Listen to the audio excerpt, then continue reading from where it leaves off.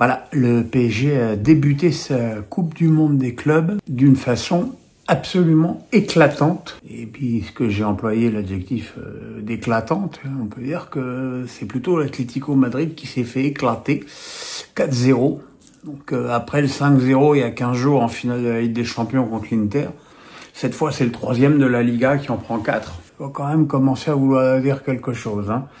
Ça veut dire surtout que ce PSG est très fort, que ce PSG est euphorique, que ce PSG n'a pas connu le moindre relâchement, ce qui est quand même incroyablement méritoire pour une équipe qui a eu pratiquement tous ses champions d'Europe concernés par des matchs internationaux, avec 4 Portugais qui ont gagné la Ligue des Nations le week-end dernier. C'est donc une performance gigantesque dont on ne mesure pas l'ampleur, compte tenu en plus de l'horaire, hein. Jouer un match à midi à Los Angeles quand il fait 35 degrés fin juin, c'est quand même une idée du démon, mais bon, il faut bien que le match soit diffusé à des horaires décents pour l'Europe. Peu importe les conditions atmosphériques, on a retrouvé le PSG qu'on voit depuis PSG Manchester City en Ligue des Champions, c'est-à-dire un rouleau compresseur. On a quand même vu à un moment donné où au bout de 35 minutes de jeu, le PSG était à 83% de possession de balle. Ils ont chiffonné l'Atlético Madrid, alors qui, certes, n'a peut-être pas joué un match d'un niveau incroyable, mais quand l'équipe qui est en face de vous a toujours l'air nulle, ça veut aussi quand même dire quelque chose. Mais on a encore eu le cocktail parfait du PSG, c'est-à-dire ce pressing invraisemblable de la première à la dernière minute, avec Gonzalo Ramos qui a été faire le pressing sur les relances d'Oblak comme Dembélé l'avait fait sur celle de Sommer en finale de la Ligue des Champions. Et tout a commencé à se mettre en place, à s'organiser. Et le premier but du PSG, ça vient sur une action collective de haut niveau avec une belle idée de Kvaratskhelia qui, au lieu de donner à Doué le 1-2 qu'il avait sollicité, met le ballon en retrait sur Ruiz, et Ruiz qui met une frappe dont il a le secret de son pied gauche, qui en plus passe entre les jambes d'un défenseur madrilène. Et puis le deuxième but, c'est sur un contre, alors que l'Atlético s'était créé enfin une occasion. C'est sur le contre, Vitinha les a crucifiés. Que dire du match de Vitinha qui a touché 125 ballons dans la partie, qui en a perdu 2. C'est étourdissant. Alors moi, je veux bien qu'on me parle de la chaleur, mais enfin, quand je vois le rendement de Neves, Vitinha et de Ruiz au milieu, j'ai pas l'impression qu'ils étaient tant gênés par la chaleur que ça, quoi. Et puis, comme toujours, tout le monde est au diapason. Nuno Mendes a fait une partie monstrueuse sur le plan défensif, où il a gagné tous ses duels importants dans sa propre surface. Et puis voilà. Et puis bon, le troisième but, c'est un petit pressing d'Enbay qui fait que Mayulu récupère le ballon et est crucifié au Black. Puis le quatrième, c'est un péno pour une faute de main de Lenormand sur un tir de Mayulu. Mais bon, Mayulu, il rentre en finale de Ligue des Champions, il marque. Il rentre contre l'Atlético Madrid, il marque. Ce gamin, c'est quand même une pépite. C'est une pépite du centre.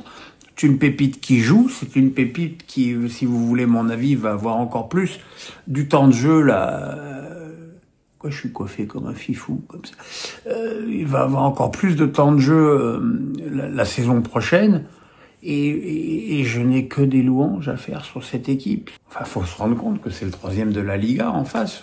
Je radote, mais c'est l'Atlético de Madrid. L'Atlético de Madrid bien pourri au niveau de l'état d'esprit, avec des fautes d'anti-jeu, des simulations, des mecs qui se roulent par terre, des mecs qui contestent. Le but d'Alvarez, il est refusé pour une faute tout à fait logique de Coquet sur Désiré Doué.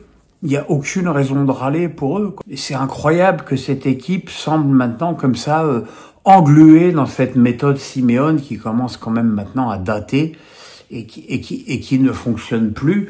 Et c'est une vraie bonne nouvelle pour le football, c'est quand vous voyez une équipe comme le PSG qui développe du jeu, qui a des idées, qui veut avoir tout le temps le ballon, qui mise son jeu sur la possession, sur l'alternance côté gauche, côté droit, qui fait exploser une équipe qui joue à 10 derrière comme l'Atlético.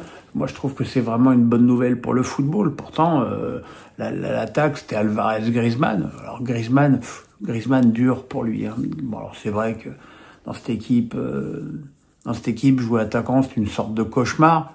Mais enfin, il fait quand même bien son âge, quand même, là, maintenant, Griezmann. Hein. Et j'insiste beaucoup sur le fait que le PSG a étouffé et qu'ils n'avaient pas besoin de la chaleur pour ça, pour étouffer à ce point une équipe de Atlético qui s'est fait dominer de la tête et des épaules. Et encore, on va mettre de côté la reprise sur la barre, enfin détournée d'ailleurs par Oblak sur la barre de Kvaratskhelia en début de seconde période. Voilà, le PSG est euphorique. Alors déjà que le PSG était considéré comme un des grands favoris de cette compète, il est évident que comme c'est le match le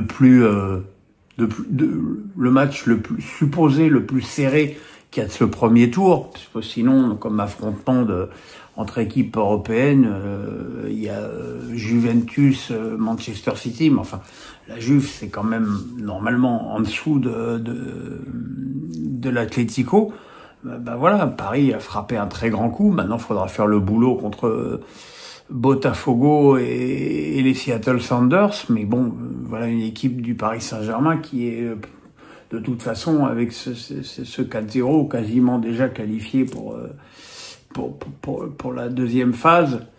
Et voilà, c'est une équipe maintenant qui a des certitudes, même si on est en période de mercato et qu'on voit que le PSG va certainement prendre Zabarni en défense, et qu'on me demande toujours, alors Pierrot, tu vois quoi comme mercato pour le PSG? J'ai envie de dire, mais je vois pas grand-chose. Je vois peut-être des doublures, peut-être des joueurs capables d'étoffer encore plus cet effectif et de faire une rotation encore plus dense, mais des titulaires, des milieux titulaires.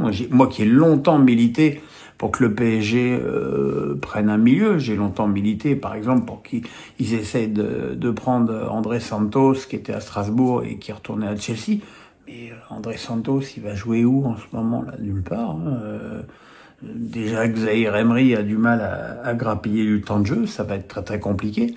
Enfin, c'est une soirée magnifique pour le PSG qui a confirmé de manière éclatante sa victoire en Ligue des Champions, qui n'a que 15 jours. Hein. Je sais bien que tout passe vite dans le monde aujourd'hui, mais ça n'a que 15 jours. Moi, j'ai passé une bonne soirée. J'aurai l'occasion d'y revenir dans Face à Pierrot demain, mais je ne partage pas la défiance quasi générale qu'il y a contre cette Coupe du Monde des clubs. Moi, je trouve que c'est une idée plutôt sympa, tous les 4 ans, voilà. Mais encore une fois, j'y reviendrai beaucoup plus longuement demain dans le Face à Pierrot que vous entendez tous fiévreusement, je le sais. Voilà les amis, le pouce, la cloche, on s'abonne. Bonne nuit, bisous, bye bye.